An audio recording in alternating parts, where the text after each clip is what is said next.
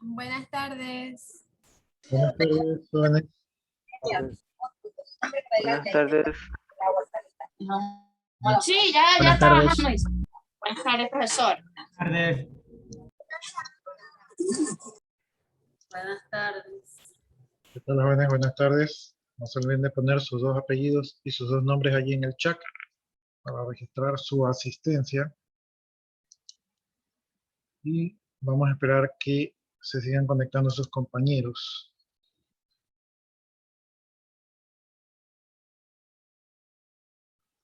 Ingeniero, Sí, le escucho.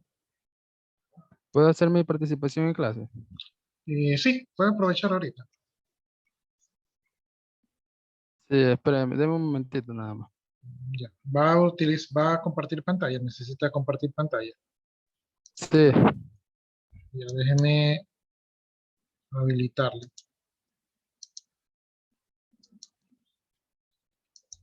Ahí está habilitado.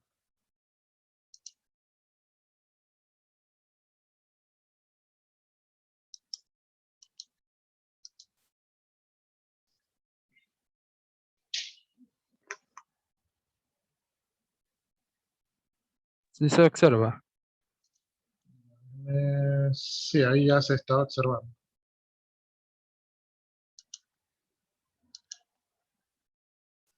¿Ya puedo iniciar o espero más? Ya puede iniciar, porque hasta que se vayan conectando sus compañeros ahorramos un poquito de tiempo, aprovechamos el tiempo. Bueno, pues voy a hablar sobre los sistemas de expertos.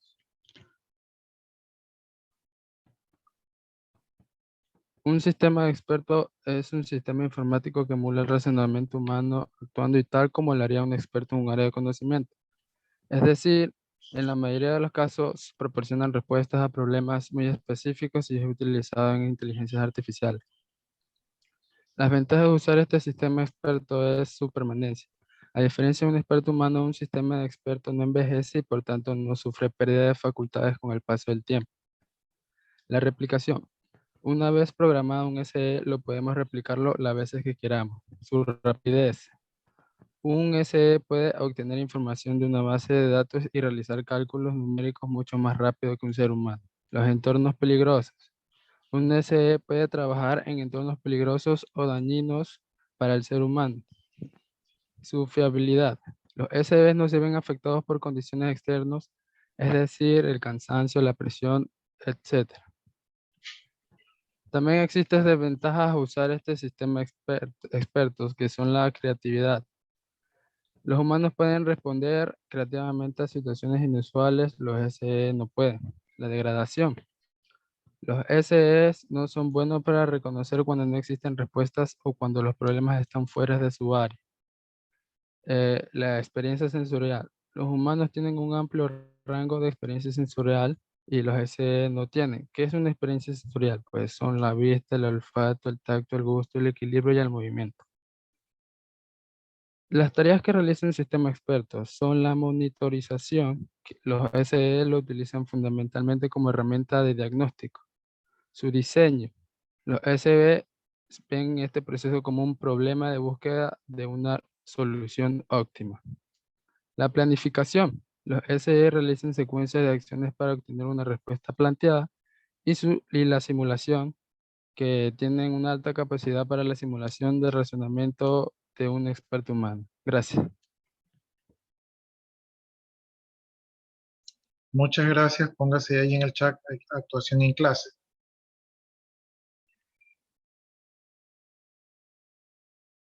No sé si alguno, aprovechando que su compañero inició la clase, alguno también tenga algún aporte participativo. Licenciado, yo también iba a dar la misma. Ah, iba a dar la misma. Pero Sí. si es la misma, ya no tiene chiste. A no ser que usted en su contenido tenga un aporte nuevo que no dio el compañero.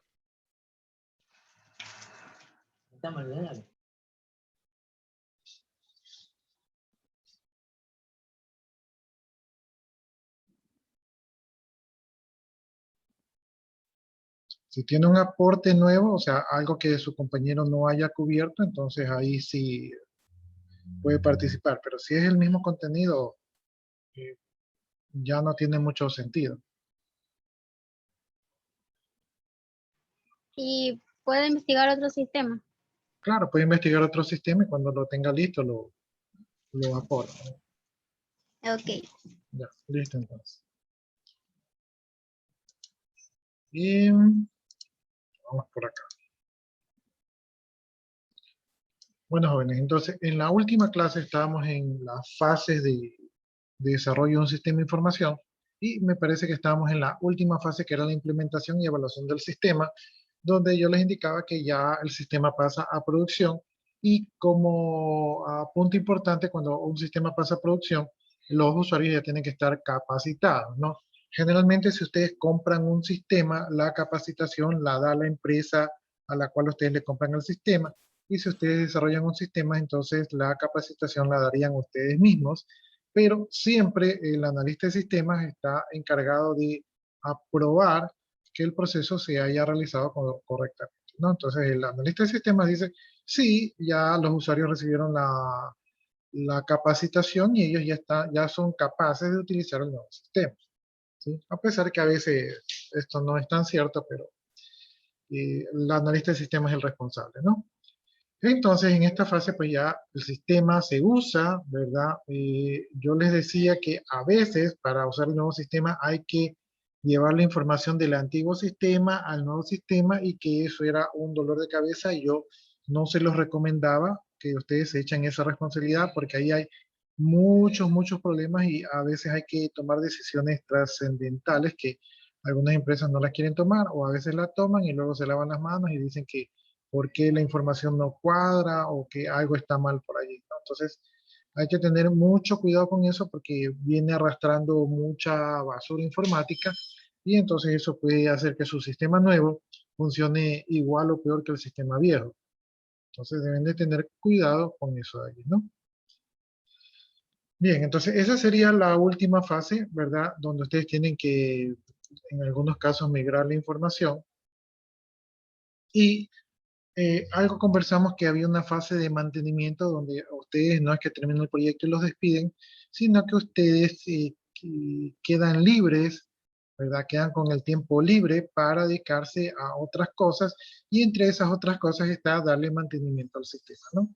Entonces aquí estamos viendo un pequeño cuadro que indica que una vez que está implementado el sistema, eh, el tiempo que ustedes tienen, si es que pertenecen a la misma empresa, es apenas un 40% para dedicarse a desarrollar nuevos proyectos, ¿verdad? Y un 60% se dedican a actualizar los sistemas que ya existen, ¿sí? Entonces, esto quiere decir que una vez que terminan los sistemas, pues los desarrolladores quedan con bastante tiempo desarrollando para el mismo proyecto, ¿no? Y esto a veces a los programadores no les gusta porque dicen esto ya lo hice, sigo en la misma cosa, esto ya me aburre, ¿verdad? No existe un reto.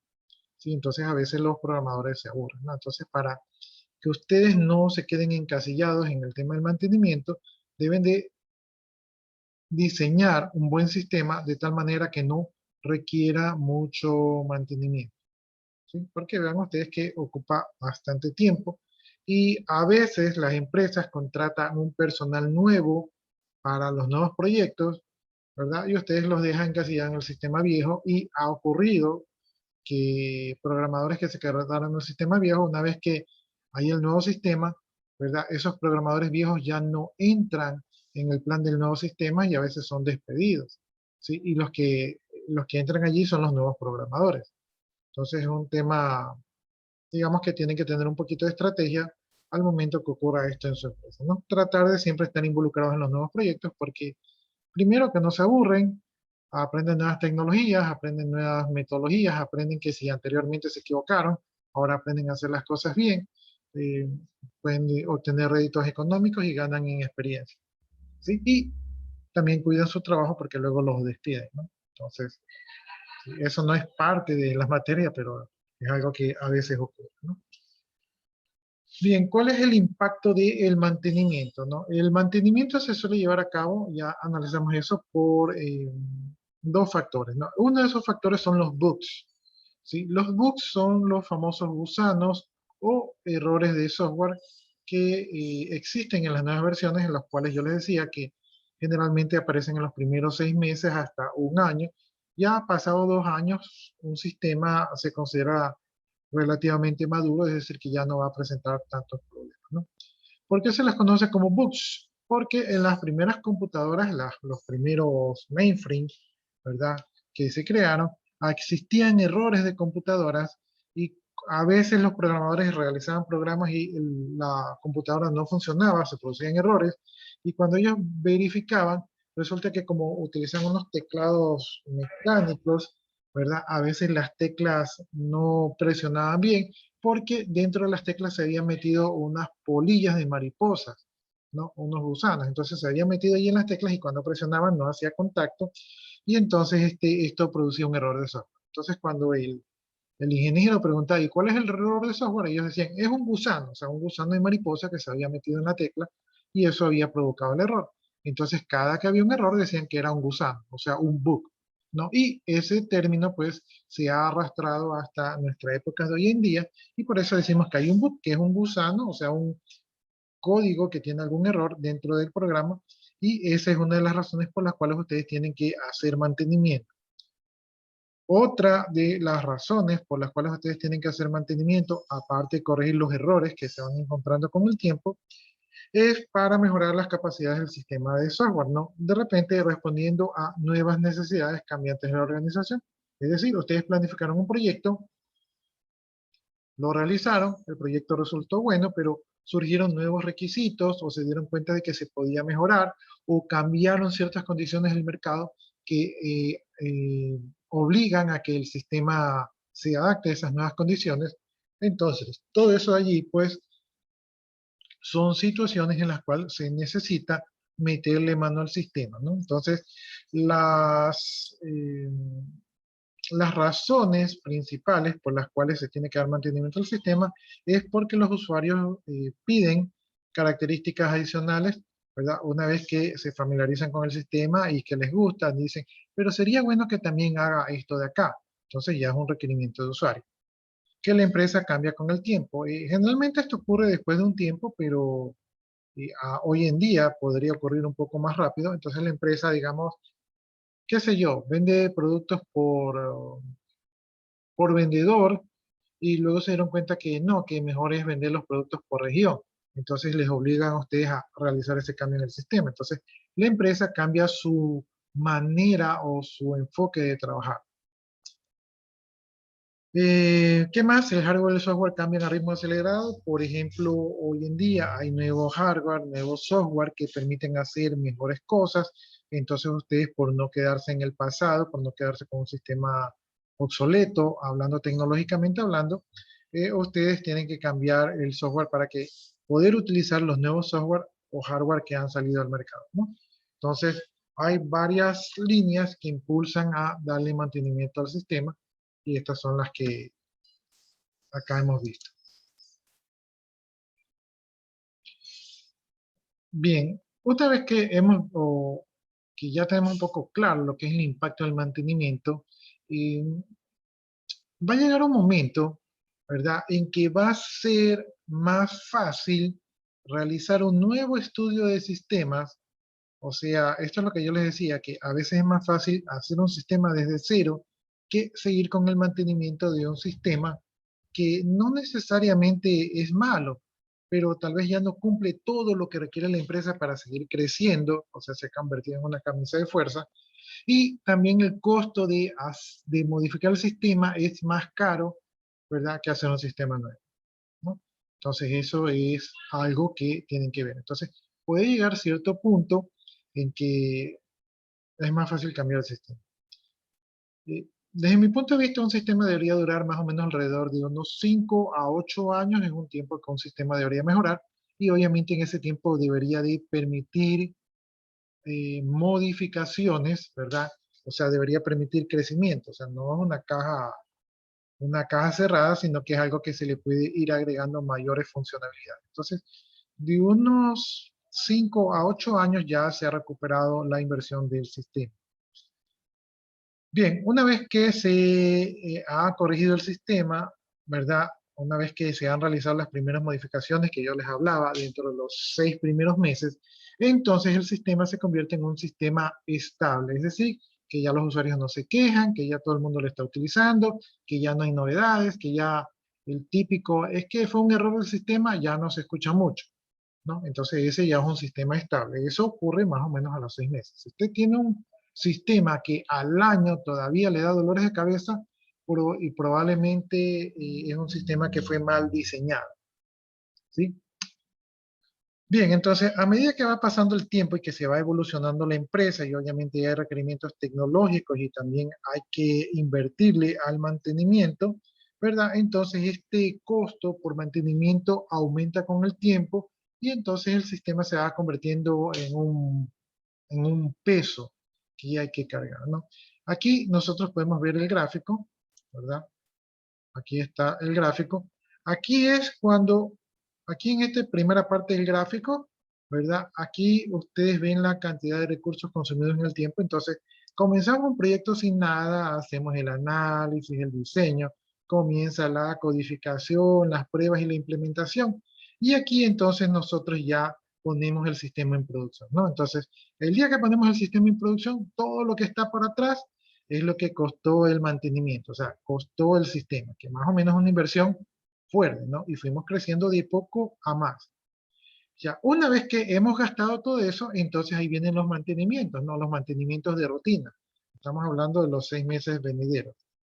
Ahí se me pierde el mouse. Entonces, desde aquí, desde la punta del día de la instalación, ¿verdad? Comienzan los mantenimientos, que los usuarios se quejan, que hazme un reporte, que esta pantalla, que por aquí te equivocaste en una tilde, que cámbiale el color, que sacamos un reporte nuevo, hasta que el sistema se estabiliza. Es decir, que ya no nos molesta, ¿no? Entonces aquí, ¿verdad? Los programadores, ¿sí? Ahí se me perdió el mouse, los programadores se pasan de a vaca porque ya les pagan el sueldo, pero ya no están haciendo mayor cosa, ahí están haciendo sus proyectos personales y cosas así. Pero con el tiempo, pues, la empresa dice, no, tenemos competencia, sácame nuevos reportes, sácame nuevos índices, necesitamos una pantalla que nos ayude a facturar de tal manera. Entonces van creciendo los requerimientos conforme van pasando el tiempo. Este tiempo deberían de ser de 5 a 8 años, ¿verdad? Y llega un momento en que hay tantos requerimientos, ¿verdad? Que el mantenimiento se pone costoso. Y noten ustedes que se pone costoso, que daría lo mismo haber implementado un nuevo sistema, ¿sí? Entonces, aquí cuando ustedes van en esta curva ascendente, es que ustedes pueden decidir, bueno, parece que el sistema, parece que ya es tiempo de cambiar el sistema, ¿no? Entonces, este es el gráfico que tiene que ver con respecto a los mantenimientos.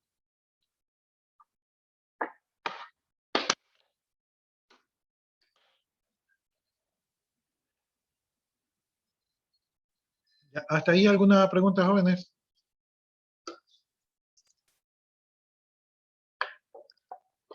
Ingeniero, una pregunta va que se vino por la cabeza. ¿Uno puede usar un sistema viejo como referencia para uno nuevo? ¿O es mejor hacer un sistema desde el inicio pensando uno mismo o usar uno viejo?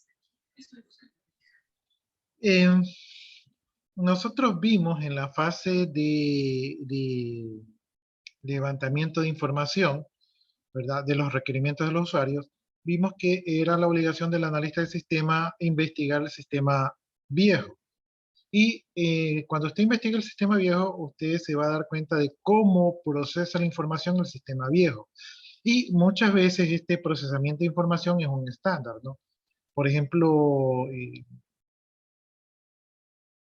no sé, por ejemplo, si usted hace, se me ocurre pan, ¿no?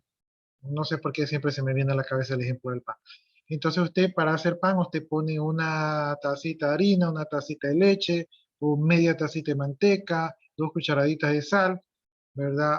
Una cucharadita de levadura, horno por 30 minutos y ya está el pan, ¿sí? Y eso que yo no sé hacer pan, así que si me equivoqué por allí, no me condenen, ¿no? Simplemente estoy suponiendo. Entonces, esa es la receta de hacer pan. Si usted compra un nuevo horno, la receta sigue siendo la misma. Entonces, hay ciertas cosas, hay ciertos procesos que no cambian. Ahora, si usted investiga y usted se hace experto en el tema, de repente usted encuentra un nuevo producto que ya viene todo mezclado y que sale más barato y usted dice, mira, aquí está la masa y esta masa solo hay que echarle agua y nos ahorramos un montón de tiempo y dinero. Entonces eso sería una innovación, ¿sí? Lo que le trato de decir es que hay procedimientos, o sea, la manera de hacer los procedimientos que se rescatan del sistema viejo, pero también hay procedimientos que se reestructuran y se hacen de una manera diferente porque hacerlos de una manera diferente ofrece algún beneficio, ¿sí? Y también hay procedimientos del sistema viejo que no sirven, que se están haciendo mal y que obviamente usted no los debe utilizar. Entonces, quien tiene la respuesta es ustedes, el analista de sistemas, y ustedes van a decir, esto sí me sirve, esto no me sirve, esto desecho, esto modifico, esto mantengo. Son ustedes los que van a tener la última palabra. Ustedes, como agentes de cambio, van a tomar esa decisión. Pero sí, efectivamente, sí hay cosas que se rescatan del sistema viejo, como pueden ser los procedimientos. Incluso si digamos que el sistema viejo no es tan viejo y están utilizando un lenguaje que puede ser aprovechado, o sea, el mismo lenguaje de programación, podrían rescatar librerías, ¿verdad? Podrían rescatar diseño de la base de datos, ¿verdad? Y de esta manera hacer un poco más fácil la construcción del nuevo sistema. Pero es el analista de sistema el que tiene la última palabra, ¿no? Entonces sí es dable. Creo que usted me estaba peleando la otra vez la actuación en clase, ¿verdad?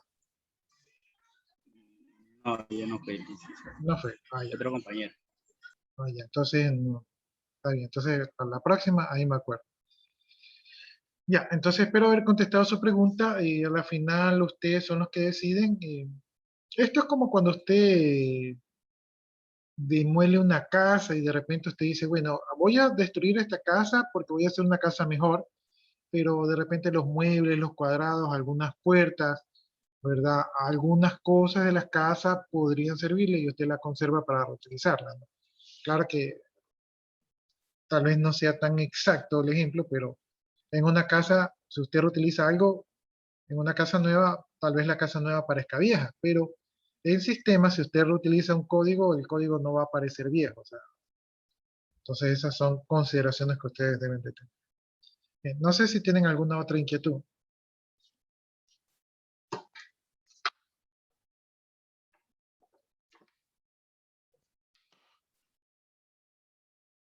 Ya, si no hay inquietudes, entonces pasemos por acá para ver el ciclo de vida de los sistemas.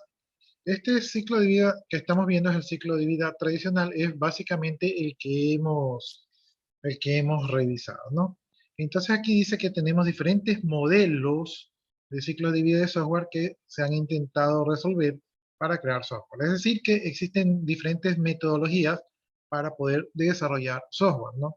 Y cada una de estas metodologías está asociada con el tiempo, unas tecnologías determinadas y unas metodologías asociadas. Entonces, todas estas metodologías se pueden utilizar para desarrollar software. Nosotros aquí tenemos la metodología de la cascada. Esta metodología de la cascada es la que acabamos de revisar. Sin embargo, también tenemos la metodología incremental, también tenemos la metodología espiral, también tenemos la de prototipiado, la de reutilización y también tenemos una que se llama síntesis automática, que a mí no me suena mucho, pero aquí está, ¿no? Entonces, estas son algunas de las metodologías y como ustedes pueden ver aquí, aquí dice exponer sobre cada una de ellas. Es decir que yo ya ahora les voy a dejar en el aula virtual una tarea donde cada grupo va a exponer sobre alguna de estas metodologías, ¿no? Entonces, la metodología de cascada, como ya la revisamos, a no ser que alguno de ustedes encuentre algo interesante que aportar, esta aquí la dejaríamos fuera. Y el grupo A hablaría para el próximo, puede ser el miércoles o el jueves, nos podríamos dividirnos así. El grupo A hablaría de la metodología incremental, ¿verdad? El grupo B hablaría de la metodología espiral. El grupo C hablaría de la de prototipiado. El grupo D hablaría de la reutilización. El grupo E hablaría de síntesis automática y no sé si hay algún grupo adicional. ¿Sí? Creo que habían como 6 grupos, porque ustedes son bastantes. Entonces, si me queda un grupo fuera, o sea, si hay un grupo F, hablarían ya algo relevante sobre la metodología de la cascada o alguna otra que encuentren por allí, ¿no? Entonces, ya les dije, el grupo A incremental, el grupo B espiral, el grupo C prototipiado, el grupo D reutilización, el grupo E síntesis automática y el grupo F cascada, si es que hay grupo F, porque no estoy seguro. Entonces, todas estas son diferentes metodologías para desarrollar software.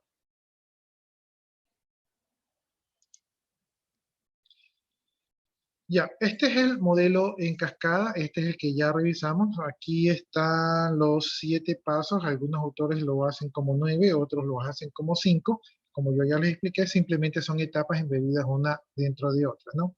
Entonces, esta metodología de cascada, donde en un principio se ponen los requisitos del sistema, aquí obviamente está la determinación del problema, ¿verdad? Por acá tienen los requisitos de software, y no sé por qué ese mouse se me pierde.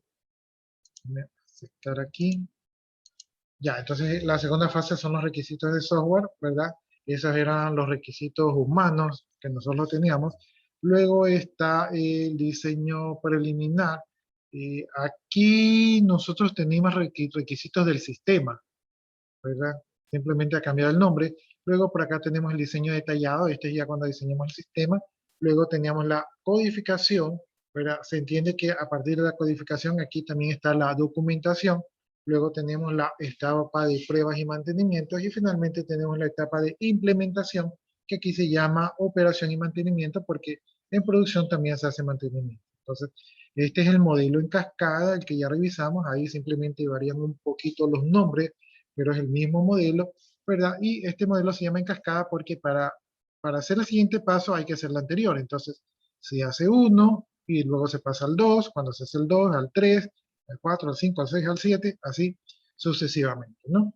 Este modelo fue, dice, propuesto por Royce en 1970, o sea que ya es un poco viejito, y se ha ido refinando por diferentes autores y también se suele conocer como el ciclo de vida lineal o básico, ¿no? Entonces, este es el modelo clásico para desarrollar un sistema y está enfocado a proyectos grandes, ¿sí? Está enfocado a proyectos de 6 meses para en adelante, o sea, donde ahí usted tiene el tiempo de implementar todas esas etapas, ¿no? Como les mencioné, cada etapa empieza cuando la anterior ha terminado, por lo tanto es necesario conseguir los objetivos de la etapa previa, o sea, no podemos dejar a medias una etapa, sino que tenemos que terminarlo para poder iniciar la siguiente, ¿no? Este modelo de aquí dice que ayuda a prevenir a que se sobrepasen las fechas de entregas y los costos esperados, porque es un modelo que está muy bien controlado. Entonces la idea es que no nos alarguemos con el tiempo y que no nos pasemos del presupuesto. Al final de cada fase, el personal técnico y los usuarios tienen la oportunidad de revisar el progreso del proyecto, ¿no? Entonces, aquí yo veo, vamos bien, vamos bien, vamos en tiempo, aquí nos atrasamos, hay que ponerle, pisar el acelerador, aquí compensamos un poquito, estamos en tiempo y finalmente entregamos y todo el mundo feliz. Entonces, este es el modelo en cascada. Como en la vida no todo es perfecto, pues el modelo en cascada tiene ciertas observaciones, ¿no? Entre ellas dice que no refleja realmente el proceso de desarrollo del software. Podría ser, ¿verdad? O sea que realmente el modelo no refleja lo que está ocurriendo en la vida real. Se tarda mucho tiempo en pasar por todo el ciclo, es decir, es un proyecto largo, ¿verdad? Vamos a demorarnos en recorrer todas las etapas, ¿verdad? Por eso es que hay que tener buena comunicación con los usuarios porque los vamos a ver bastante seguidos, ¿no? Acentúa el fracaso de la industria de software en comunicación el usuario final. Si el sistema falla, pues se va a notar que falló la comunicación, ¿verdad? Entonces, y como eso ocurre después de mucho tiempo, pues se va a ver feo, ¿no? Es como yo les mencioné a ustedes que había un proyecto que contrató una empresa en la que yo laboré y que pasó un año y nunca vimos un módulo de la empresa. Por ahí alguna vez vimos un prototipo, pero nunca vimos un módulo funcional. Entonces, imagínense, después de un año que el gerente se dé cuenta de que su inversión, su dinero y el tiempo de todos no sirvió para nada, duele. ¿Sí? Entonces, es feo esperar un año para saber que fracasamos. No, se convierten las especificaciones en implementaciones de manera informal. Eh, a veces los programadores realizan de manera informal todas las especificaciones. Ese es no sabría explicarlos aquí cómo sucede eso, pero es lo que nos indican, ¿no? El mantenimiento se realiza en el código fuente. Efectivamente, pues hay un código fuente y ahí se tienen que realizar los cambios. No hay un modelo de prueba, sino que directamente en el fuente pues se hacen los cambios. Las revisiones de los proyectos de gran complejidad son muy difíciles. Les decía yo que esto es para proyectos grandes y para revisar proyectos muy grandes se hace un poco complicados porque son módulos muy difíciles, ¿no? Impone una estructura de gestión de proyectos, entonces obviamente hay que estar gestionando porque efectivamente este es un proyecto de desarrollo. Entonces estas son las críticas al modelo de cascadas, el que acabamos de ver. No sé si alguno de ustedes tenga alguna observación o pregunta. Este sería el momento.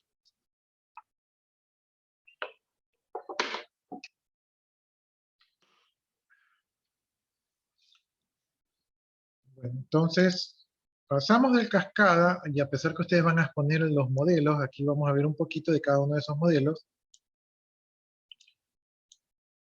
A ver dónde no acomodo esta barra aquí que no me moleste. Ya, estamos en el modelo incremental, ¿no? Entonces, en este modelo incremental consiste en secuencias lineales en forma escalonada, ¿no? Mientras se va progresando el calendario. Este sistema va creando, añadiendo componentes funcionales, es decir, incrementos, ¿verdad? El sistema no se va a ver como una entidad monolítica con una fecha fija de entrega, sino que es una integración de resultados sucesivos que se van obteniendo después de cada interacción. Y generalmente este tipo de modelo se ajusta a entornos de alta incertidumbre. Entonces, este podría ser un modelo que ustedes pueden utilizar porque ustedes, digamos que como están estudiando, ustedes se encuentran en un ambiente de alta incertidumbre en el instituto, ¿no? Porque pues, cosas pasan muy rápido allí, ¿no?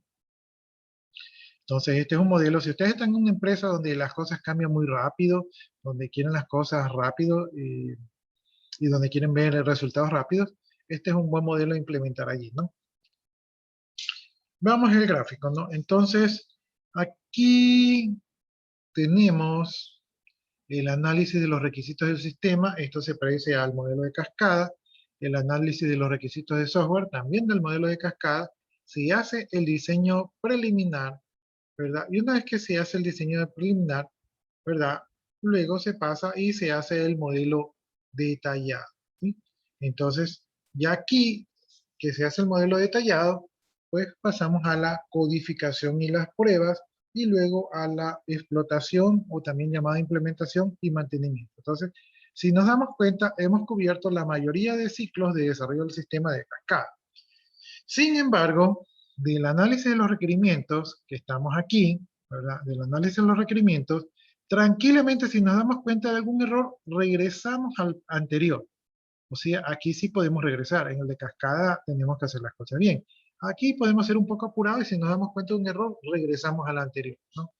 Cuando estamos, por ejemplo, en el diseño preliminar, ¿verdad? Si en el diseño preliminar nos damos cuenta de algo, pues regresamos al análisis de los requisitos, o si la cosa está aún más complicada, regresamos al análisis de los requisitos del sistema. Entonces, en cada una de estas etapas podemos regresar a rediseñar la anterior.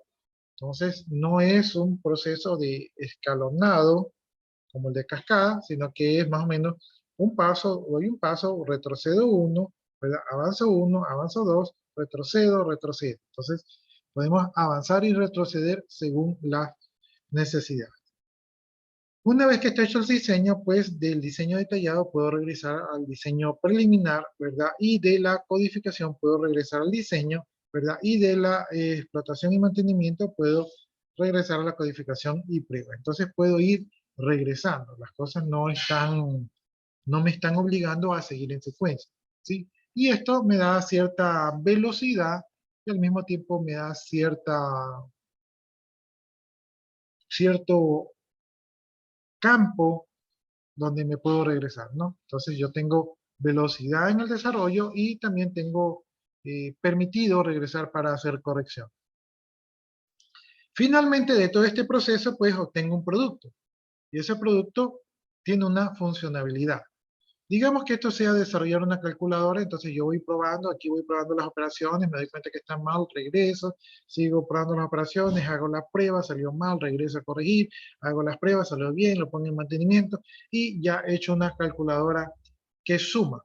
¿Sí? Entonces la funcionalidad es que suma, pero ahora quiero hacer que reste. Entonces regreso, hago el análisis de los requisitos, el diseño preliminar, y ahora trabajo en un diseño detallado, pero de otra funcionalidad, es decir, un incremento 2. Ahora voy a hacer la resta, entonces hago el diseño detallado de la resta, lo codifico, hago las pruebas, si está mal, regreso al diseño, si está bien, continúo a la explotación y mantenimiento, y si algo está mal, voy regresando. Entonces, voy incrementando funcionalidades, primero la suma, luego la resta, luego la multiplicación, luego la división, y así sucesivamente hasta que el producto va creciendo y se va haciendo más robusto. ¿Cuántos incrementos puedo hacer? Puedo hacerle n incrementos hasta que los requisitos, ¿verdad? Las necesidades de la funcionalidad que tiene el sistema sea acá. Entonces, en este de aquí consiste el modelo incremental. ¿Alguna pregunta con este modelo?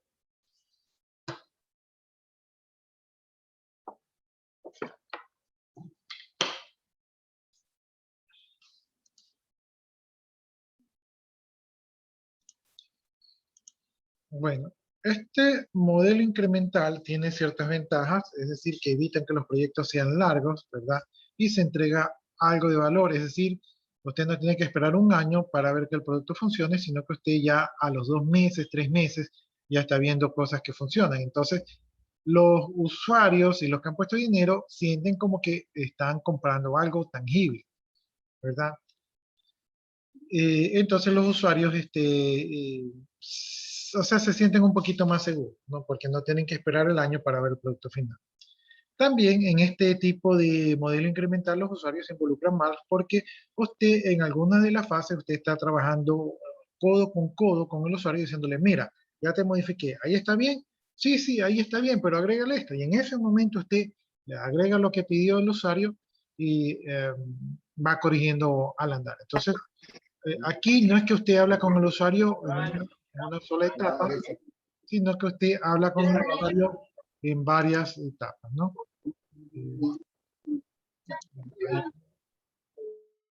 No sé si alguien me iba a preguntar algo, pero más parece que se le abrió el micrófono.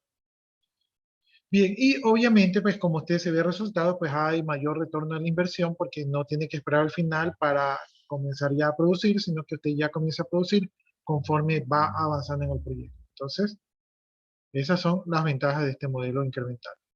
Los inconvenientes es que es difícil evaluar el coste total porque usted no sabe cuántas veces va a tener que regresar, cuántas veces va a tener que repetir, tampoco muchas veces no sabe cuántos incrementos va a tener que hacer, entonces saber cuánto va a gastar aquí, o sea, decirle, sabes que este sistema te va a costar $100,000, es un poco difícil, ¿no? Entonces, los costes van a quedar un poco en el aire, ¿no?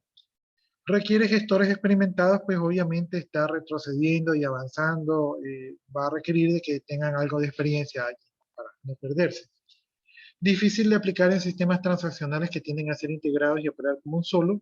Hay empresas que tienen módulos integrados, donde un módulo depende de otro módulo y trabajan como reloj, ¿verdad? Entonces trabajan con los engranes juntos. Entonces este tipo de sistemas, pues hacerlo así de manera incremental podría no ser tan fácil de darle ese tipo de enfoque, ¿no? Y los errores en los requisitos se detectan tarde y su corrección resulta costosa. Como aquí hay va y viene, incrementa, saca, pone y todo, entonces obviamente se pueden filtrar más errores y esos errores a veces son detectados en producción y entonces esos errores pueden salir caros. Entonces, esos son los inconvenientes con el modelo incremental. Bien, vamos a hablar de otro modelo, que este es el modelo espiral, ¿verdad? Este modelo es un modelo evolutivo que combina un poco la naturaleza interactiva, ¿verdad? De construcción de prototipos y tiene aspectos más controlados y sistemáticos del modelo lineal secuencial. O sea, estamos hablando allí del modelo de cascada, ¿no? Entonces, el modelo espiral se está comparando un poquito con el modelo de cascada y dice que es más interactivo y que hay construcción de prototipos y que también es un poco sistematizado y que también es controlado. Este software de aquí dice que se desarrolla con una serie de versiones incrementales, entonces aquí hay versionamiento. Durante las primeras etapas, ¿verdad? Se puede crear un modelo en papel o en prototipo, es decir, que no tiene que ser funcional necesariamente, ¿verdad? Puede ser directamente un papel. Y durante las últimas etapas o de las últimas interacciones, se producen versiones que son cada vez más completas y parecidas al diseño final, ¿no? Entonces aquí tenemos diseños iniciales y diseños finales. Los primeros pueden ser básicos y los últimos ya tienen que ser prácticamente funcionales. Diferencias con el modelo tradicional, en este caso el modelo cascada, es que aquí existe un reconocimiento explícito de las diferentes alternativas para alcanzar los objetivos de un proyecto, ¿no? Entonces aquí se reconoce que hay alternativas para alcanzar los objetivos del proyecto, la identificación de riesgos asociados con cada una de las alternativas, es decir, aquí se maneja control de riesgos por cada una de las alternativas. También hay la división de proyectos en ciclos, es decir, que el proyecto se puede dividir en ciclos o etapas. Y el modelo se adapta a cualquier tipo de actividad, o sea que aquí este modelo sí pues, se puede adaptar, ¿verdad?, al desarrollo de cualquier actividad. Bien, cada ciclo de este modelo en espiral se va a comenzar identificando los objetivos de esta parte que se quiere hacer. Entonces, aquí hay objetivos a cumplir y también se deben de poner alternativas y restricciones, ¿no? Entonces, así se comienza con el desarrollo de este modelo. En este modelo aquí se van a evaluar las alternativas con respecto a los objetivos y las restricciones, ¿verdad? Y se va a formular una estrategia efectiva para resolver las fuentes de riesgos, que pueden ser simulación o prototipiado, ¿no? Entonces, simplemente yo digo, puedo hacer el sistema así, puedo hacer el sistema acá, tengo que tener claros los objetivos, ¿verdad? Y cada uno de estos tiene alternativas y restricciones, y simplemente voy a evaluar cuál de las dos es más factible, ¿verdad? ¿Cuáles son los problemas que podemos resolver? Y según eso decido cuál es la mejor alternativa. Y allí se plantea el próximo prototipo. Una vez que se han resuelto los riesgos, se sigue el ciclo de la cascada. ¿Sí? Entonces aquí se implementa un poquito el modelo de desarrollo de la cascada. Cada ciclo se completa con una revisión que incluye todo el ciclo anterior y el plan para el que viene. Entonces aquí hay un análisis de lo que se ha hecho y de lo que se va a hacer. Este sería el esquema del modelo en espiral. Como ustedes pueden ver, pues se forma una espiral. Entonces aquí está el punto de partida. Aquí ustedes analizan, ¿verdad?, el riesgo de hacer este software. Entonces una vez que ustedes analizan los riesgos y ustedes dicen, ah, no hay problema, me voy por aquí. Aquí ustedes hacen o preparan un prototipo para ver cómo sería el sistema. Aquí ustedes hacen una simulación, ¿verdad?, de ese prototipo o de esos modelos. Luego hay un concepto de la operación, o sea, qué tal va este modelo, se va a funcionar o no va a funcionar. Luego por acá tenemos el plan de requisitos y el plan de ciclo de vida. Aquí se me pierde, no sé por qué se me pierde el mouse.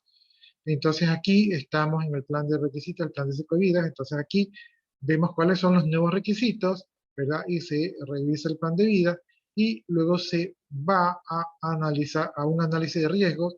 En este análisis de riesgo ya estamos viendo nosotros otros objetivos, ¿verdad? O sea, otra funcionalidad. Entonces aquí analizamos los riesgos, se me pierde el mouse, ahí están los riesgos. En base a esto creamos un segundo prototipo, o sea, una segunda versión, la versión 2, que va a estar más completa, ¿verdad? Asimismo se hace la simulación para más o menos que el usuario vea, mira, así va a quedar, ahora va a ser esto, ahora va a ser el otro. Se analizan los requisitos del sistema, se validan los requisitos, ¿verdad? Y una vez que ya se validan todos los requisitos, se hace nuevamente un plan de desarrollo. En este plan de desarrollo otra vez se hace análisis de los riesgos para ver cuál alternativa es la mejor. Una vez que ya está clara la alternativa, se desarrolla el tercer prototipo. Este obviamente ha de ser más funcional que todos los anteriores. Asimismo se hacen simulaciones y modelos con los usuarios. Se diseña el producto, ¿verdad? Se hace la validación de los requisitos y del diseño, ¿verdad? Se crea un nuevo plan de integración y de pruebas y se hace nuevamente el análisis de riesgo para ver lo nuevo que se va a desarrollar y por qué camino ir. Aquí, por ejemplo, en esta parte ya no hay un número determinado de interacciones, de ciclos de la espiral, pero aquí en este caso ya tenemos el prototipo ya operativo, o sea, ya la versión súper que funcional. Esa versión ahí se le hace la simulación, obviamente aquí hay el diseño detallado, aquí ya se codifica, se hacen pruebas unitarias, se integran, hay integración, ¿verdad? Se hacen pruebas de aceptación y se hace la implementación. Y parecería que aquí termina, pero esto puede continuar dependiendo de la versión, ¿no? Entonces, este sería el modelo en espiral en cada uno de estos cuadrantes. En este cuadrante de aquí que vimos en un inicio es donde se planifican las siguientes fases, ¿verdad? En este cuadrante de aquí es donde se terminan los objetivos, las alternativas y las restricciones. Se hacen en esta fase de aquí. En esta fase de acá se evalúan las alternativas y se intenta identificar y resolver los riesgos, ¿verdad? Y en la última fase que está por acá, en el último cuadrante, se desarrolla y se verifica el producto del siguiente nivel. Entonces, este de aquí sería el modelo en espiral. Es un modelo, yo no me ha tocado trabajar en este tipo de modelo formalmente, pero no sé, sí lo usan en desarrollo rápido, pero yo no lo veo muy amistoso para el programador, ¿sí? Lo veo un poco engorroso. Ventajas del modelo espiral: permite acomodar otros modelos, ¿verdad? Incorpora objetivos de calidad y gestión de riesgo, es decir, que aquí podemos ir en cada versión, podemos enfocarnos en los objetivos y analizar los riesgos. Elimina errores y alternativas no atractivas al comienzo, entonces este permite un buen esquema de eliminación. Permite interacciones, vuelta atrás y finalizaciones rápidas. Entonces esas son las ventajas de este modelo, ¿no? Inconveniente: es difícil de adaptar los contratos, más adecuado para un desarrollo interno. Entonces esto, como para vender en outsourcing, no es fácil, ¿verdad? No es, porque imagínense explicarle esa espiral a un gerente, entonces no va a ser fácil. Y dice que se adapta un poquito más a desarrollo interno, o sea, cuando ustedes se autogestionen en su propio departamento de sistemas. ¿Preguntas sobre el modelo espiral?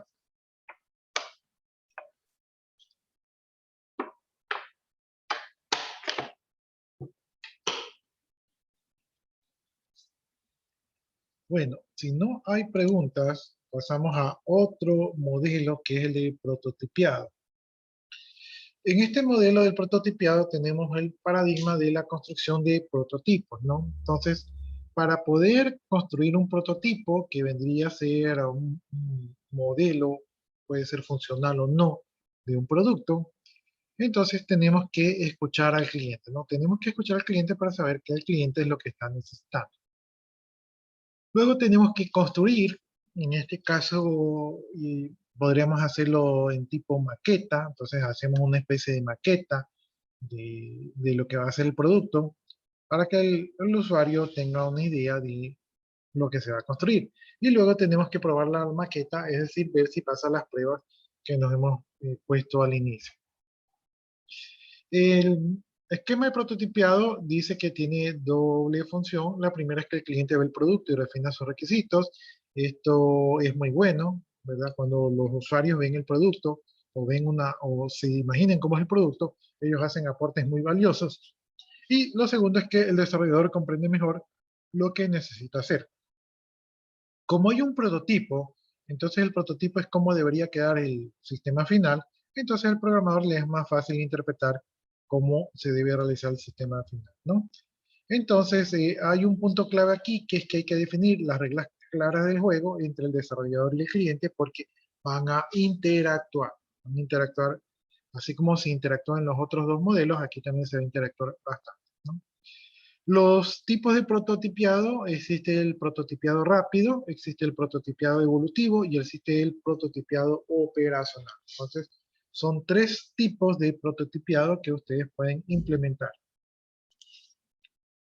Bien, en el prototipiado rápido dice que no modifica el flujo de vida del sistema. Este prototipiado reduce el riesgo de construir productos que no satisfagan las necesidades de los usuarios. Eh, Bastante interesante esa opción. Reduce costos y aumenta la probabilidad de éxito. Sigue siendo bastante atractivo. Exige disponer de herramientas adecuadas. Entonces aquí, bueno, tendrían que ustedes disponer de las herramientas. No presenta calidad ni robustez. Bueno, eso podría considerarse una desventaja, ¿no? No presenta calidad ni robustez. ¿Sí? Por lo menos al inicio no lo presenta. Suele utilizarse principalmente en dos áreas: prototipiado de la interfaz de usuario y prototipiado del rendimiento, ¿no? El prototipiado es un medio, dice, excelente para recoger un feedback o una retroalimentación del usuario final. Entonces, en eso estamos totalmente de acuerdo. ¿Dónde se lo hace? Es en las interfaces de usuario, porque las interfaces de usuario son rápidas de hacer. Usted coge cualquier programa de desarrollador de software, unos frames, unos botones, se lo lleva al usuario y el usuario cree que esa es la pantalla final, y entonces usted va a escuchar mucho retroalimentación. Entonces aquí estamos viendo más o menos el esquema. Déjenme ver si acá... Ya, aquí estamos viendo el esquema. Dice que comienza con los requisitos del sistema, luego con los requisitos de software, luego hay un diseño preliminar. Del diseño preliminar se pasa al diseño detallado, pero en el diseño preliminar ya existen prototipos. En los requisitos de software, en el diseño preliminar y en el diseño detallado ya existen prototipos, es decir, existen productos que ya los usuarios y el programador pueden ir viendo. Luego de que ya se han hecho algunos prototipos, pues ya viene la codificación, las pruebas y la operación y mantenimiento, ¿no? Entonces, el ciclo de vida del modelo de cascada se mantiene, pero los prototipos comienzan desde manera temprana, ¿no? Y recuerden ustedes que un prototipo puede ser en una simple hoja de papel, ¿sí? O puede ser un simple dibujo, o puede ser algo un poquito más elaborado con alguna herramienta, pero son prototipos, o sea, no son funcionales. Entonces, prototipiado rápido me parece bastante atractivo porque ofrece algunos beneficios. Para que ustedes puedan hacer un verdadero prototipiado rápido, ¿verdad? Debe ser un sistema con el que se vaya a poder experimentar. Debe ser barato, o sea, no debe ser muy caro. Debe poder desarrollarse rápidamente. Debe tener énfasis en la interfaz de usuario. Es cuando usted tiene un equipo de desarrollo reducido y tiene que tener también herramientas y lenguajes de programación adecuados, ¿no? Entonces, estas son algunas de las condiciones que deben de tener ustedes a la mano para poder aplicar un prototipiado rápido. Dice aquí, aunque la construcción de prototipos puede ser efectiva, también puede surgir problemas. Entonces, aquí pueden haber algún tipo de problemas, ¿no? Entonces vamos viendo. Del lado del cliente, el cliente al ver funcionando lo que cree que es la primera versión del producto que ha sido construido, ¿verdad? Y allí dice con plastilina y alambres, es decir, que es simplemente un prototipo no funcional. El cliente, o en este caso el usuario, puede desilusionarse al decirle que aún el sistema no está construido. A mí me ha pasado, yo algunas veces presento prototipos del sistema, entonces he presentado la pantalla y esos usuarios tienen una cara: por fin el sistema nuevo, no lo puedo creer. Y cuando yo les digo, no está terminado, yo pensé que está terminado. ¿Y cuándo será que lo termine? ¿Sí? Entonces a mí sí me ha pasado eso. Los usuarios pues se ilusionan, creen que sus ruegos han sido escuchados y entonces se alegran y después se lloran desconsoladamente porque había sido mentira. ¿Sí? Entonces, ojo con eso, vayan con cuidado con los usuarios, ¿verdad? Para que ellos no se lleven una falsa impresión. Por el lado del desarrollador, puede caer en la tentación de ampliar el prototipo para construir el sistema final sin tener en cuenta los compromisos de calidad y mantenimiento que tiene con el cliente. Pasa, a mí me ha pasado. Yo hago una pantalla whatever como para hacer un prototipo, para ver cómo funciona.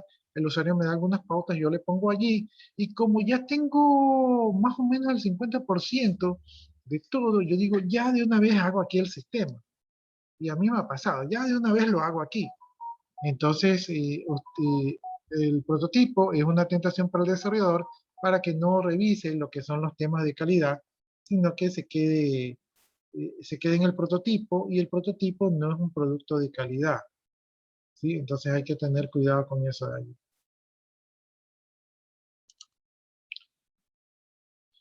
Bien, entonces este fue lo que es el prototipiado rápido. Buena opción. Ahora tenemos el prototipiado evolutivo. Entonces aquí, en este tipo de prototipiado, hay una implementación parcial que cubre requisitos conocidos y que se va aprendiendo y se va desarrollando paulatinamente, se va incorporando nuevas funcionalidades al sistema. Ese es el prototipo evolutivo. Se parece un poco, ¿verdad?, al prototipo incremental, ¿sí? Se parece un poco, el esquema se parece un poco al prototipo experimental. Bueno, o al modelo incremental. Ya, características: reduce el riesgo y aumenta la probabilidad de éxito en cuanto a la satisfacción del cliente, ¿verdad? Porque se va cubriendo, poquito a poquito se va avanzando y se va centrando en logros, ¿no? No se conocen niveles apropiados de calidad y documentación, es decir, que por ahí podríamos tener alguna debilidad. Problemas de gestión de configuración también puede ocurrir. Construcción de software para que pueda ser modificado fácilmente es un arte desconocido, ¿no? Entonces, quiere decir que estos aquí son problemas, ¿no? O sea, como vayamos aumentando funcionalidad, es más difícil configurarlo. La calidad de la documentación de repente podría no ser satisfactorias y el software no es tan fácil de ser modificado. Entonces, esas son algunas desventajas. Por ahí creo que alguien parecía que iba a hacer alguna pregunta.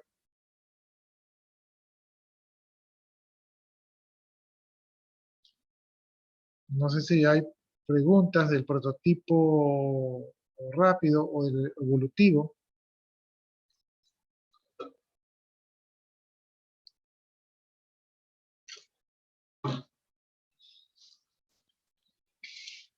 Bueno, y ahora vamos a hablar del prototipo operacional. Este prototipo operacional es una mezcla entre el prototipiado rápido y el evolutivo, ¿no? Dice que en algunos sistemas el prototipiado rápido o el prototipiado evolutivo no son aceptables, o sea, no son una solución que aplica de manera global en algún desarrollo de algún sistema, ¿verdad? Porque estos sistemas pueden ser críticos al diseño y bien entendidos, entonces deben de ser un poco, no pueden ser dejados tan al azar. Y también pueden ser no críticos al diseño y pobremente entendidos, ¿sí? O simplemente somos sistemas o requisitos desconocidos, ¿no? Entonces, aplicar algunos de estos prototipos rápidos o evolutivos podría no garantizar el desarrollo exitoso de un software y por lo tanto no son los más adecuados, ¿no? Entonces, aquí vemos que el prototipiado rápido dice que por sí solito, o sea, solo aplicar el prototipiado rápido puede ser poco efectivo porque los requisitos no son plenamente entendidos o no son críticos, ¿no? Entonces, como que el sistema no se puede utilizar para algo crítico. Y el prototipiado evolutivo es poco efectivo porque no ayuda a clarificar los requisitos que no se entienden. Entonces, ahí tenemos esos problemas con estos dos tipos de prototipiado. Bien, entonces en el prototipiado operacional, el modo de trabajo es el siguiente. Dice, un prototipiado evolutivo se construye con requisitos bien conocidos, es decir, que hay que tener en claro los requisitos. El usuario lo maneja y especifica los nuevos cambios o detecta problemas. Entonces aquí también trabajamos de mano con el usuario. Si el usuario dice que no, entonces se desecha lo que se ha construido. Si el usuario dice que sí, se implementa y se complementa para añadir el producto evolutivo, ¿no? Entonces, en este de aquí se va construyendo y es el usuario el que dice sí o no, y según eso se va uniendo o descartando el producto, ¿no? Aquí estamos viendo, ¿verdad?, cómo es el modelo de desarrollo. Aquí tenemos los requisitos de software, tenemos el diseño preliminar, el diseño detallado, la codificación y las pruebas. Se parece un poco al modelo en cascada. Sin embargo, aquí vemos que cuando están los requisitos, aquí tenemos una interacción entre el usuario y el desarrollador, ¿verdad? Donde el desarrollador, el que va a construir el prototipiado, ¿verdad?, habla con el usuario sobre sus necesidades. Entonces el desarrollador con esos requisitos va y construye, ¿verdad?, un prototipo, y ese prototipo o esa funcionalidad del prototipo es revisada por el usuario y entonces el usuario dice, ¿sabes qué? Sí, instálalo, o dice no, deséchalo, ¿no? Entonces hay un trabajo muy interactivo entre el desarrollador, usuario, ¿verdad? Y aquí obviamente se tienen que tener claras las necesidades y quien finalmente dice que sí le sirve o no le sirve es el usuario. ¿Alguna pregunta hasta allí, jóvenes?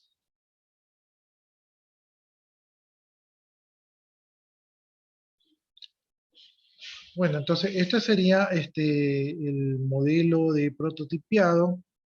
Ahora vamos a hablar de otro modelo de desarrollo que es el de reutilización. Entonces aquí nos indica el documento que pueden haber muchos sistemas con un mismo dominio de aplicación. Es decir, por ejemplo, si yo quiero hacer un sistema de contabilidad, pues en el mundo hay miles y millones de sistemas de contabilidad que ya están hechos. Por lo tanto, ponerme a hacer un sistema de contabilidad desde cero podría no ser algo muy productivo con mi tiempo, ¿no? Entonces, la reutilización lo que nos dice es que ya existe una biblioteca de módulos de sistemas, los cuales pues simplemente yo tengo que combinarlos y de esa manera pues ya tengo algo funcionando, ¿no? Entonces, el diseño de aplicaciones, la fórmula del diseño de aplicaciones va a ser igual a especificar los módulos que necesito e interrelacionarlos. Algo así como construir un Lego. Es decir, no programo mucho, sino que simplemente voy uniendo, ¿verdad? Voy conectando los módulos entre sí y ya con eso puedo crear una aplicación, ¿no? Hoy en día hay esquemas de muchos productos que le dicen, no necesitas saber programar, simplemente une los módulos y ya tienes un programa. Entonces, podría ser interesante esta propuesta. Entonces, el concepto es que aquí se van armando piezas de software, ¿verdad? Y de hardware, igual que si fuera un Lego o como que si fueran componentes. Y esto hace que esos software están diseñados para poder ser reutilizados, ¿no? En este caso, librerías y funciones en las librerías es la manera más fácil de reutilizar el software.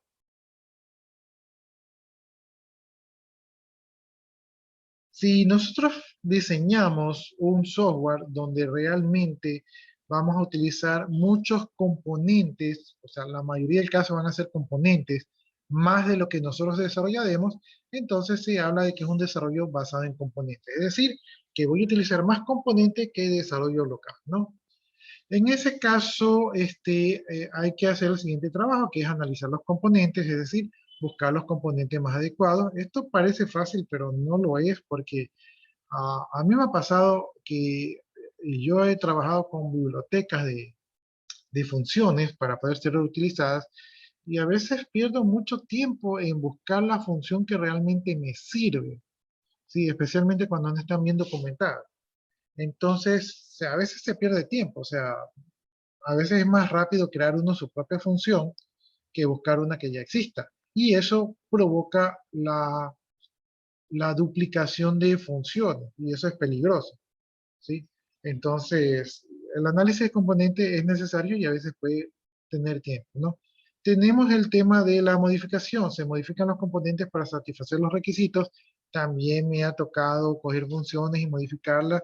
Por ejemplo, tengo función 1, función 2, función 3, función 4, porque se ha modificado según las necesidades. Entonces, sí se requiere modificar los componentes, pero la idea es de que me ahorro la programación. Diseño con reutilización, se diseña o utiliza un nuevo trabajo para el sistema, es decir, que hay que diseñar los componentes que se unen entre sí para que tengan una nueva funcionalidad.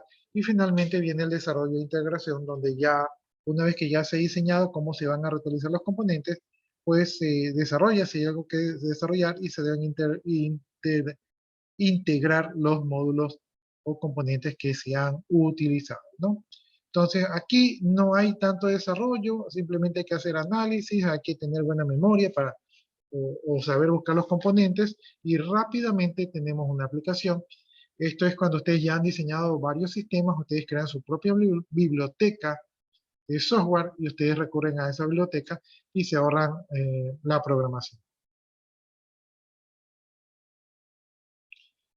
Ya, entonces aquí estamos viendo un esquema del desarrollo basado en componentes, ¿no? Entonces aquí hay un análisis del dominio. El análisis del dominio es para ver qué nomás tenemos en la organización. Creamos, ¿verdad?, una base de conocimientos que puede ser una biblioteca de componentes reutilizables. Entonces eso está allí en una base de datos. Y aquí hacemos un análisis de los requerimientos, eso o siempre hay que hacer. Luego vemos el diseño. Para ver el diseño tenemos que analizar qué tenemos en nuestra biblioteca de componentes, y según eso vamos a sacar componentes que vamos a utilizar, entonces lo agregamos a nuestro diseño. Adicionalmente a eso van a haber componentes que podemos utilizar, pero para poder utilizarlos tenemos que adaptarlos o modificarlos. Entonces esos componentes tenemos que meterle un poquito de mano y de allí ya los podemos utilizar. Entonces esto entra en la integración de los componentes. Y luego se hace el control de calidad, ¿verdad? Y una vez que se hace el control de calidad, ya estaría el producto terminado. Y una vez que el producto está terminado, pues aquí obviamente tuvimos que crear nuevos componentes o elementos. Entonces hay una fase de identificación de los nuevos componentes que creamos para este proyecto, y luego tenemos que catalogar esos componentes para que queden almacenados en la base de componentes, y si hay un nuevo proyecto, poderlos reutilizar, ¿no? Entonces este es el esquema de reutilización. También se usa bastante, ¿verdad? Es bastante bueno, entonces es un esquema válido. No sé si tengan alguna pregunta con respecto a el modelo de reutilización.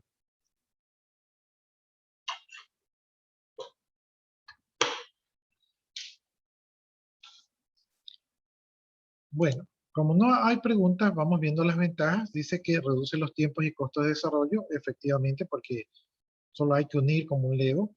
Aumenta la fiabilidad porque como son componentes que han estado funcionando, pues no tienen errores. Los inconvenientes, como les mencioné, es la dificultad para reconocer los componentes potencialmente reutilizables. Ustedes saben que están allí, saben que en algún lado está, pero no lo encuentran. Entonces ahí uno pierde tiempo. Dificultad de la catalogación y recuperación. Entonces hay un proceso de catalogar los componentes nuevos, ¿verdad? Y de recuperar algunos componentes, entonces eso no siempre es fácil. Problemas de motivación, pues a veces esto de aquí se desmotiva un poco, ¿verdad? Andar buscando componentes y no desarrollarlos. Problemas de gestión en la configuración, obviamente como son componentes y no necesariamente fueron diseñados para nuestro proyecto, pues obviamente la configuración de estos componentes para que funcionen bien pueden tener un costo significativo de tiempo, ¿no? O sea, no algo tan fuerte como que si fuéramos a desarrollarlo, pero no es solamente coger y utilizar, sino que hay que revisarlos y probar. Bien, ahora vamos a hablar del otro modelo, que es la síntesis automática, ¿no? Aquí dice que los requisitos se expresan en una especificación formal, ¿verdad? Expresada en notación matemática, ¿no? Entonces aquí se utiliza un modelo matemático para poder definir el problema, o poder resolver el problema. Aquí los procesos, ¿verdad? Se va a diseñar, implementar, y las pruebas se van a reemplazar por un proceso basado en transformaciones, donde se parte de una especificación formal, la cual se va refinando, ¿no? Entonces aquí están las especificaciones informales, ¿verdad? Aquí, de esta de aquí se adquieren las especificaciones, ¿verdad? Una vez que se adquieren las especificaciones, se procede a hacer especificaciones de alto nivel, ¿verdad? En estas especificaciones de alto nivel ocurre una traducción interactiva, O sea, esas especificaciones se traducen en una traducción interactiva. En todo este proceso, ¿verdad? Se puede regresar al inicio donde hay una validación de las especificaciones, ¿sí? Y si se validan y no pasan la validación, pues se regresa. Y también hay un mantenimiento de las validaciones donde se regresan a adquirir nuevas especificaciones. Una vez que se pasa la traducción interactiva, que como ustedes pueden ver puede ser un ciclo recursivo, ¿verdad? Se pasa a la generación automática del código. Entonces la generación automática del código genera un código fuente. Pero durante este proceso de la generación del código también ocurre una validación de las especificaciones, y si la validación de las especificaciones no pasa, o sea, hay errores, se regresa a la traducción interactiva, ¿no? Entonces, en estas síntesis automáticas ustedes parten de una definición, ¿verdad? Y hay un software que produce el software. Entonces ustedes no programan, sino que hay un programa que produce el programa. Y lo produce basado en sus especificaciones. Entonces ustedes tienen que ser buenos especificadores para poder utilizar la síntesis automática. Ventajas: se define el sistema utilizando un lenguaje formal, es decir, que un lenguaje formal no da cabida a errores. La implementación es automática asistida por el ordenador, entonces ustedes no tienen mayor trabajo allí en la implementación. La documentación se genera de manera automática, eso sí es un alivio. El mantenimiento se realiza por sustitución de las especificaciones y no mediante parse. Entonces, esto es una definición de un problema. Si el problema cambia, se cambia la definición y todo se genera a partir de allí y todo se actualiza, tanto documentación como programa, y eso es estructurado. O sea, no es un parse, no es como que, uy, me olvidé esta cosa, se lo voy a agregar a última hora. ¿Cuáles son los inconvenientes? Que hay dificultad en la participación del usuario. El usuario ni el programador tampoco no participa mucho aquí porque quien hace toda la magia es un software. Los diseños generalmente son poco optimizados, es decir, que el programa genera un código funcional, pero que sea funcional no significa que sea óptimo, sino que puede generar muchas capas de código porque así son este tipo de programas, ¿no? Estos son los típicos constructores de software, ¿sí? Los típicos que generan código. Ustedes crean un modelo y ellos generan el código de ese modelo. Hasta allí, preguntas, jóvenes. Preguntas de alguno de todos estos modelos que hemos visto hoy en día.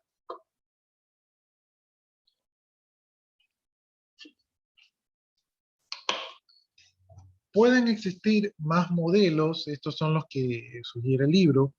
Pueden existir más modelos, incluso hay modelos de desarrollo propio de cada empresa.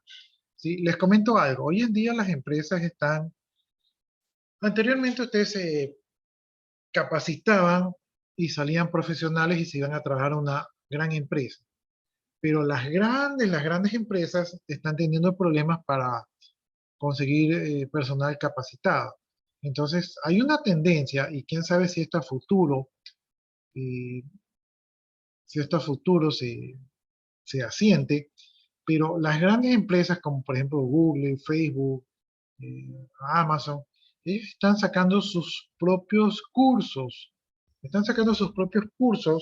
¿verdad? Porque se han dado cuenta que algunos profesionales van con limitaciones, con falencias en su formación, y entonces cuando llegan a la empresa realmente no hacen la función de ingenieros que esperaban, entonces ellos están sacando sus propios cursos.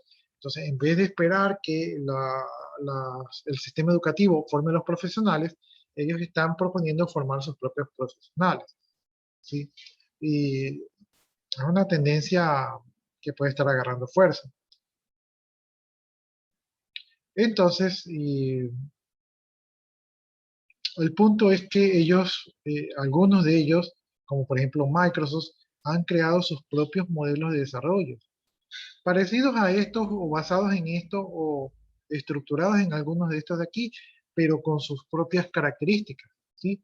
Entonces, por eso les decía que ustedes pueden encontrar, si a ustedes les toca la suerte de trabajar en alguna de estas empresas grandes, tal vez les toque aprender su propio y personalizado modelo de desarrollo de eso. ¿Preguntas, jóvenes?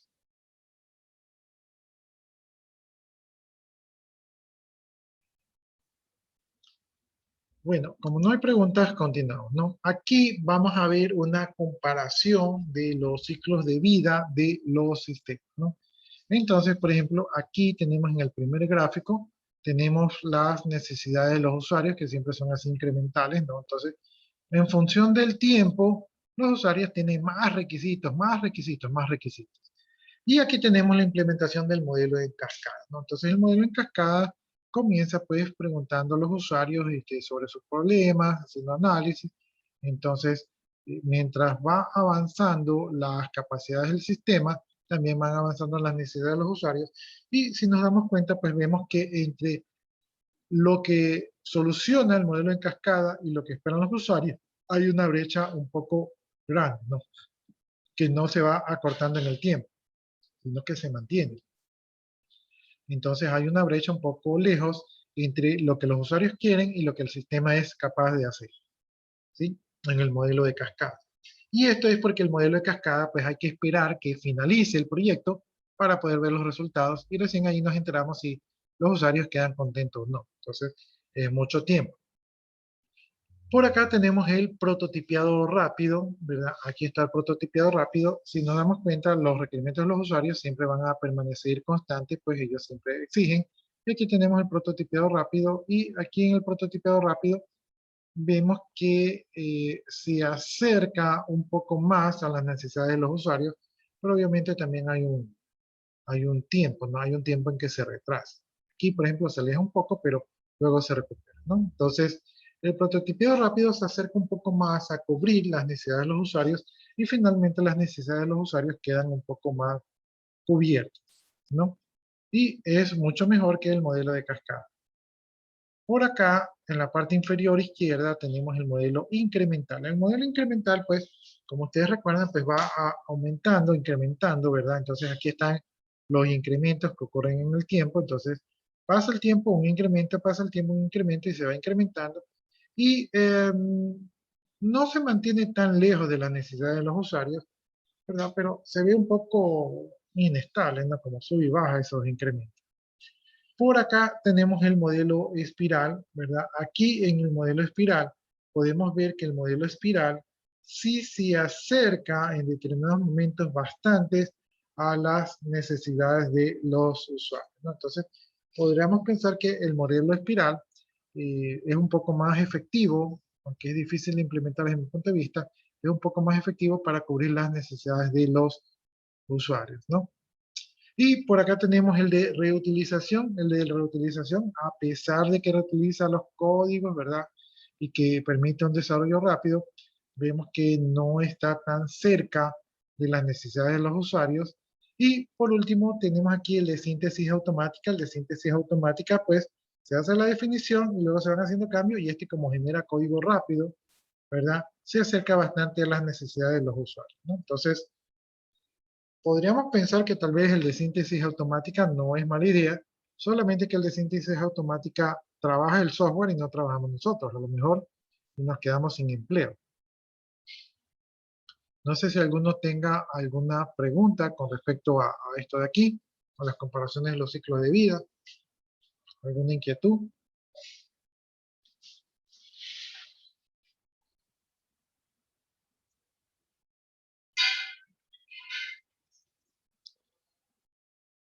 Bueno, entonces, como no hay preguntas,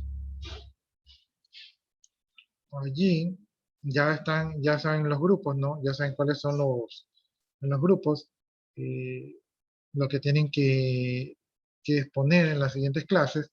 En las siguientes clases, el grupo, por ejemplo, que le toque un modelo, puede exponer su modelo de desarrollo.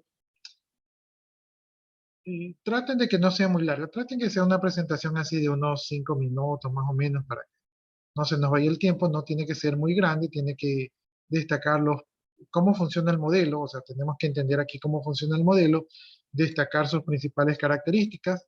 Entonces, a pesar que ahorita ya las vimos, pero así ustedes con esa exposición lo refuerzan. Puedes poner un integrante del grupo o pueden exponer varios integrantes del grupo, eso lo deciden ustedes. Los que participen, ¿verdad? Activamente, esos podrían ganarse ahí su punto de participación en clase si es que no lo tienen. Entonces, si exponen aquí en clase, ¿verdad? Hacen la presentación, se ganan soporte de participación en clase. Y esa tarea, la documentación, la van a subir en una tarea que yo les voy a dejar. Entonces ahí sí tienen que subir documentación, ¿verdad? Pero aparte que tienen que subir la documentación, tienen que exponerlo. ¿Alguna inquietud, alguna pregunta? Ingeniero, y el que tiene ya puntos de actuación puede seguir participando o ya no. O sea, el que tiene puntos de actuación puede seguir participando, pero ya no le voy a poner 2 puntos. O sea, quedó con su punto de participación. Entonces, ya se lo ganó, entonces ya no le puedo poner más puntos porque ya no hay donde ponerle más puntos, pero no se cierran las puertas. Si desean seguir participando, pueden seguir participando. Pero si ya usted tiene su punto y algún compañero suyo no tiene su punto, sería mejor que le ceda su espacio al compañero que no ha participado para que pueda ganarse el punto de participación. Porque como les digo, es un punto fácil, rápido, ¿verdad? Y ustedes lo pueden hacerse acreedor a eso de ahí.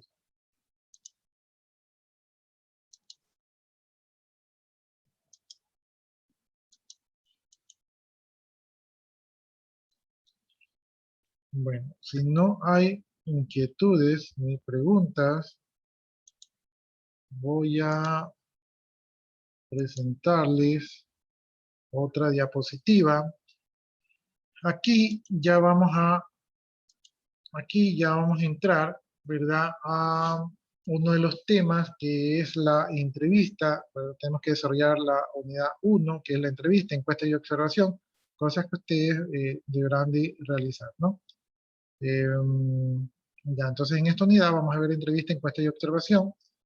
El objetivo de esta unidad va a ser conocer las distintas herramientas de recopilación de datos para aplicar en la fase preliminar del análisis. Entonces, cuando ustedes van a hablar con los usuarios, a hacer levantamiento de información, van a aplicar algunas de estas técnicas de aquí y ustedes deberán de poder reconocer el valor de estos métodos interactivos para poder recuperar información. También van a aprender a elaborar preguntas para conocer mediante el uso de entrevistas los requerimientos humanos de información. También van a aprender a estructurar entrevistas de manera significativa para poder entrevistarse con los usuarios. Van a aprender a redactar preguntas efectivas para entrevistar a los usuarios sobre su trabajo y van a diseñar y administrar cuestionarios efectivos. Ese sería el objetivo de este capítulo de aquí, ¿no? Y aquí vamos a revisar un poco lo que es la interacción del analista con el usuario. Entonces, déjenme ver cómo estamos con el tiempo. Ya, voy a avanzar un pedacito. Dice aquí que hace poco tiempo los analistas de sistemas eran especialistas en la computación, o sea, ustedes sabían mucho de computación, pero en la organización no eran tan buenos, ¿verdad?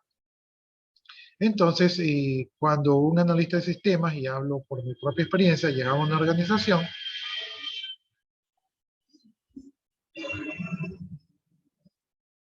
cuando un analista de sistemas llega a una organización, y también eso yo creo que podría hablar por ustedes, porque ustedes son técnicos, entonces los técnicos nos falta un poquito de manejo administrativo, entonces cuando personas que fuimos técnicos, ¿verdad? Llegamos a una organización, tenemos problemas para entendernos con la gente.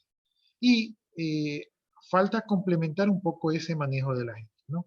Entonces, a veces las personas que son técnicas o los antiguos analistas de sistemas que no tenían una formación humana, por ejemplo, ustedes creo que ahora sí reciben materias de análisis del pensamiento, de expresión oral, son cosas que les van a ayudar, ¿no? Entonces, en esas épocas había que ser capacitados para poder desarrollar estas funciones porque generalmente los usuarios odiaban a los analistas de sistemas porque no los entendían y los analistas de sistemas odiaban a los usuarios porque pensaban que los usuarios eran muy tontos y tampoco no los entendían. Cuando los usuarios entran a trabajar a las organizaciones, han recibido en las escuelas o en cursos algún tipo de entrenamiento sobre los sistemas de la organización. Entonces, los usuarios ya, cuando están en la empresa, ya están entrenados.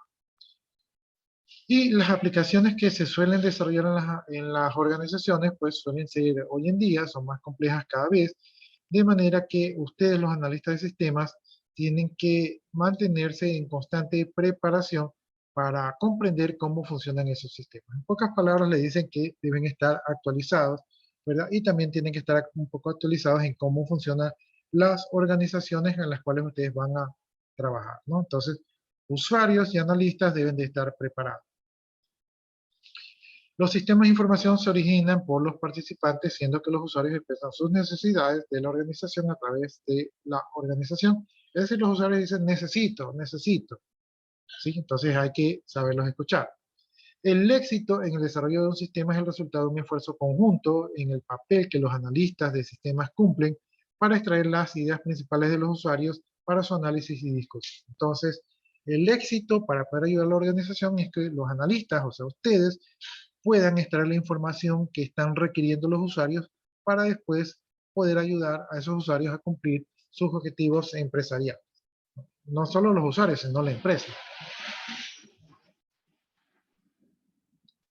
Y por ello, entonces, se requiere hacer el levantamiento de la información. Entonces, el levantamiento de la información dice que es un proceso mediante el cual el analista de sistemas, o sea, ustedes, van a recopilar datos e información de la situación actual de un sistema. Es decir, ustedes van allí y van a saber qué está pasando. Y el propósito de esto aquí es de identificar problemas y oportunidades de mejora, cosa que ya hemos visto en las láminas anteriores, ¿no?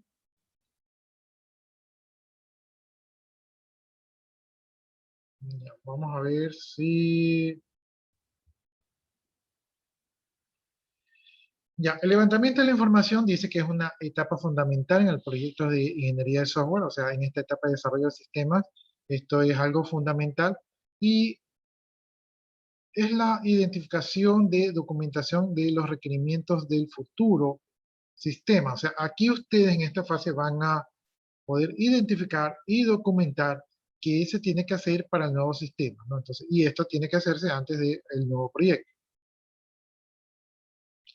Ahora, en esta fase de aquí es muy importante porque en esta fase, si ustedes hacen bien este trabajo, se previenen errores futuros que pueden significar el fracaso del proyecto, ¿no? Entonces, la idea es evitar los errores, ¿no? Por lo tanto, en el levantamiento de información hay técnicas, ¿verdad?, que les ayudan a levantar la información, y estas técnicas son entrevistas, encuestas y observación, siendo la entrevista y la encuesta un modo interactivo, o sea, un modo de face to face, de cara a cara, y la observación es un modo más discreto, es algo así como cuando usted llega a la empresa y está observando todo, quién grita, quién corre, quién se levanta, quién está estresado, quién no, etcétera, etcétera. ¿Sí? Entonces, vamos a quedarnos hasta allí nomás en función del tiempo. No sé si alguno tiene alguna pregunta, inquietud, duda. Pues sería el momento, mientras yo estoy copiando su asistencia. No se olviden de marcar la asistencia en el aula virtual. Yo aquí estoy copiando la asistencia de ustedes aquí en el aula de Zoom. Estamos 15 de julio.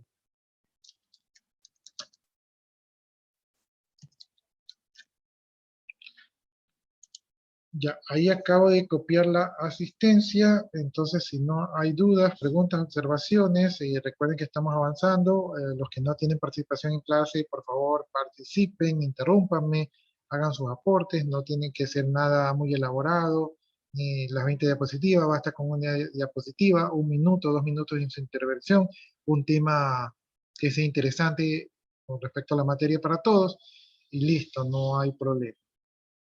¿Inquietudes, jóvenes? ¿Dudas?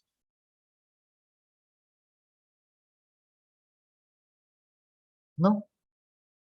Bueno, jóvenes, entonces, pues ha sido un gusto verlos. Nos estamos viendo la semana siguiente. No se olviden de revisar el aula virtual. Dios mediante, voy a tratar de dejarles un cuestionario allí. Y nos vemos la siguiente semana. Que tengan muy buenas tardes. Muchas gracias. Igualmente, ingeniero. Buenas tardes. Buenas tardes, ingeniero. Buenas tardes. Ingeniero.